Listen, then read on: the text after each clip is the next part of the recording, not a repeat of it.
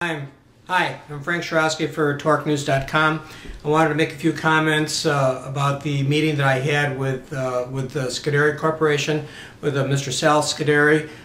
He's the president of Scuderi Group, and I want to do a special thanks to Lauren Wittenberg for making all of this come together. My comments are, we already have the article that's out, so you're reading that with the details about the technology, but I wanted to relate to you my take on what he was telling me.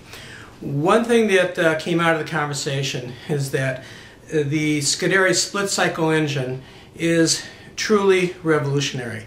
In the past 130 years, we've had the 4-cycle engine based upon a single piston. Now you're going to have 2 pistons where the cycle is broken up between intake and compression on one piston and power and exhaust on the other. And this is a major change for the automakers to do this. Nobody in the industry is doing this right now, but I'm here to tell you that this technology is truly revolutionary in that sense.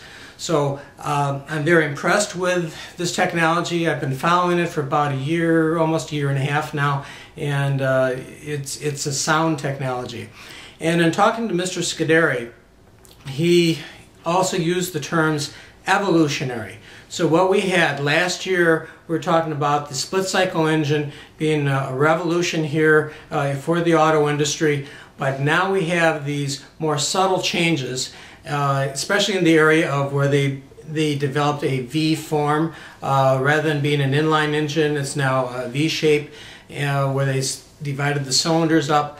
And what it also did was enable for the mechanics and the packaging to better place an air cylinder, so now that you have an air hybrid. And that, in my mind, was already a major evolutionary step for this engine. Now what has happened is that they have introduced turbocharging. And I never really thought that turbocharging would really be a major deal for this technology, but I was wrong. In talking to Mr. Scuderi, it is quite clear that the Scuderi split cycle engine and the Miller effect are now a grand combination, because now you're going to get all the gains that Mr. Miller dreamed of, and it's all possible because of the fact that you are able to make this technology work because of the split cycle engine. There are things you can do with the split cycle that you cannot do with the standard engines as you have them today. So that's my take on this technology. One last element, and that is, and there was somebody there just before I spoke with Mr. Scuderi. I had to wait a few minutes. It was okay, but because he was talking to someone from General Motors. I don't know who the gentleman was, how high up in General Motors he was, but just the fact that they were talking to him, I thought that that was significant. I asked Mr. Scuderi about who's involved in this. Is it mostly American companies and there are Asian companies, and he mentioned that there were 3 OEMs who were really interested and that they are working with. He would not say who those 3 were, and I understand the need for. I respected his holding that part of the information back.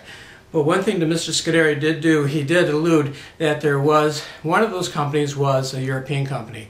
Now, is it Volkswagen? Is it BMW? Is it Mercedes? I don't know, but I do know that one of them for sure confirmed that it is European.